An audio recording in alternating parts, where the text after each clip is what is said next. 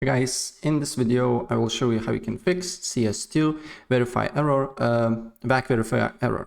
It's quite easy to fix, so without further ado, let's get started. First of all, close the game here, and then what you need to do here, probably you did this, but you need to go to properties, then install files and verify integrity of the game files. And after that, you need to wait until it finishes, right? And then what you need to do here is to go to Steam here and completely exit Steam.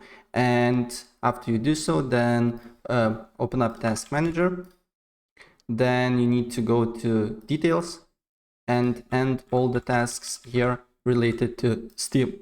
All right, so end all the tasks here. And after you end all the tasks related to Steam, run the Steam again here, and the problem should be fixed. So basically, you just need to completely exit Steam after you verify integrity of the game files, and then you need to relaunch it and run the game, and the issue should be fixed. Right, so that's pretty much it. And if I help you out, please press like button and subscribe for more. Take care. Bye.